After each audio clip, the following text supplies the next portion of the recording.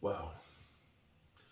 Well, hello, good people. Mark Holmes here, and as always, I want to say thank you all for watching, commenting, subscribing, and being part of the Joe Blue Sports Report. Without you guys, as well as you ladies, you know that this literally does not work. Hope everybody's had a great Monday. The countdown is up. Hey, look, enjoyed the win yesterday. Countdown is on for the Eagles. Team's off, of course, tomorrow. They get back on the practice field on Friday, and we are healthy right now. You know, I'm going to be honest with you. I'm going to be 100% honest.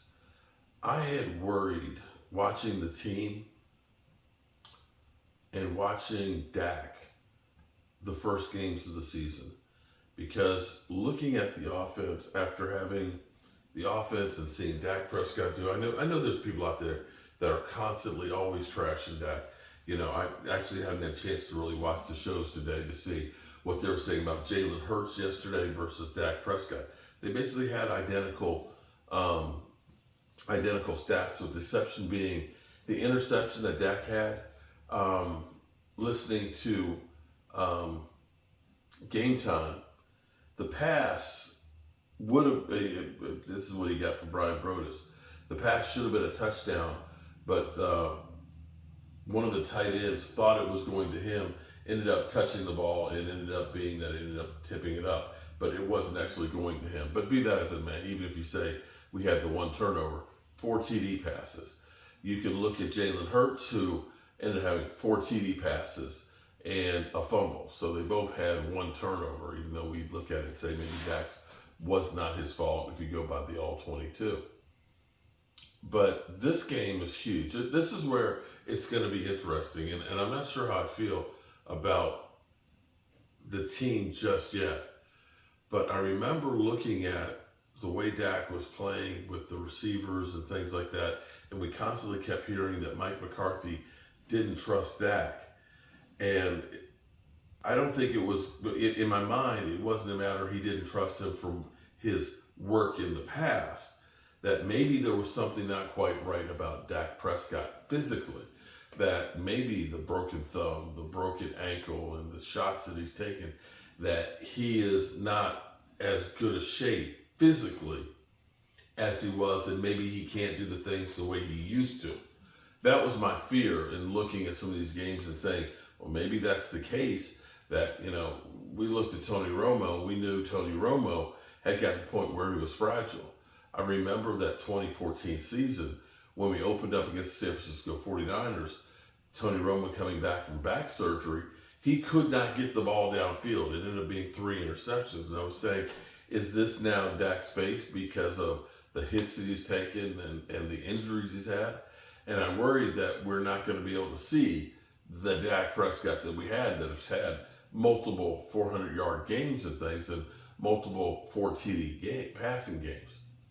But yesterday helped to alleviate those fears, and the fact that he ended up looking like that, it was like, whew, okay, we got the quarterback who can do it. Now we have to do this consistently. And it was so good to see the changes, because it wasn't just Dak. If you watch the game, and I don't know how much you really watch the game, you have your slot receiver, which is the guy who's closest to the line, and he's usually going across. You know, some people look at it and say CeeDee Lamb is a slot receiver, not really number one. A number one receiver is generally on the outside. So they ended up having CeeDee Lamb had been playing a lot in the slot. They got him outside. They ended up using Brandon Cooks to go down the field, and ended up using in the slot more of Michael Gallup. And that's why with CeeDee Lamb having one-on-ones more, having more space to work with, he was able to maneuver in traffic, light traffic, and be able to make big plays. Dak Prescott using his legs, being an extra weapon on the field. You looked at it and said Jay Ferguson was able to really start getting the balls and catching everything that came his way.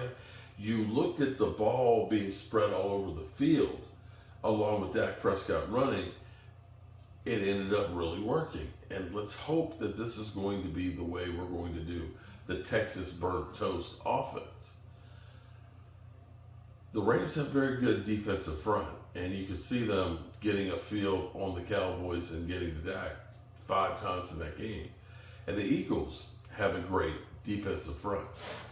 But here's what's crazy about the Eagles.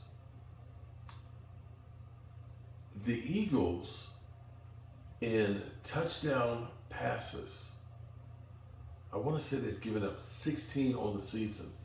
They're averaging 2 touchdown passes a game giving up, which is 29th in the NFL. In scoring defense, they're 18th. 18th. They're giving up points like a mother humper. Their defense is not good.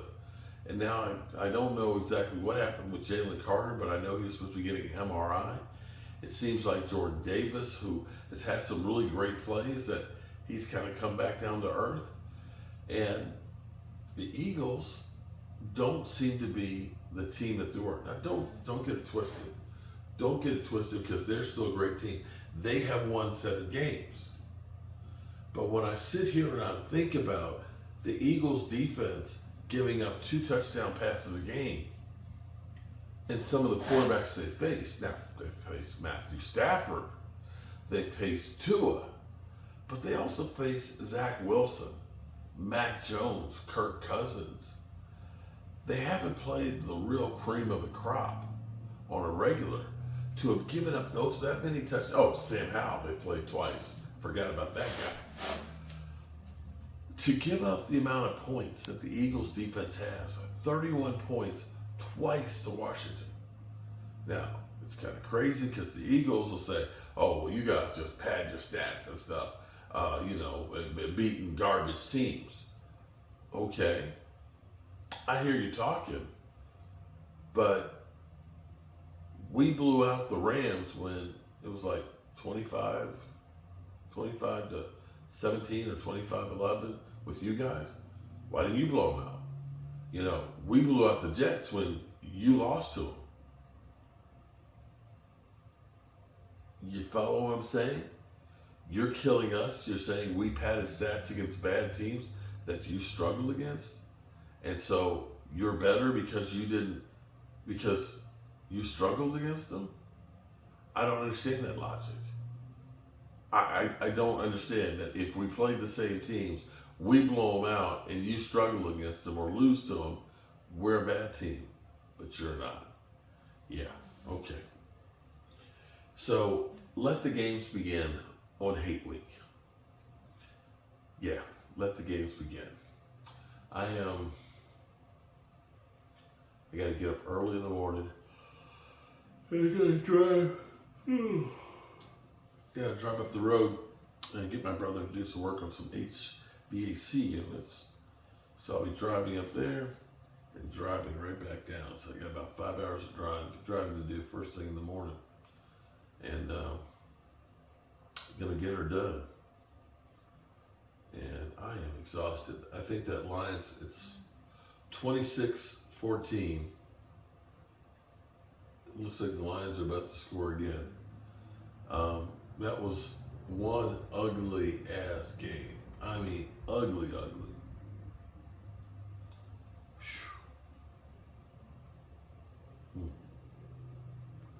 So I'm gonna get in here. I'm gonna hit the bed, because I do have to get up early and hit the road. And as always, I want to say I appreciate each and every one of you guys, as well as you ladies, for all you do. For helping the Joe Boo Sports Report be all it can be. And I'm not sure what that is, but I'm happy that you guys help it to be whatever it is. Remember to always tell the people you love them. Because life is short and life is precious. And I love you guys. And hopefully, I'll see y'all tomorrow.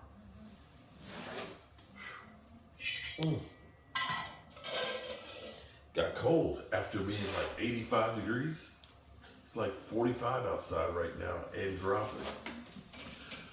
Peace out.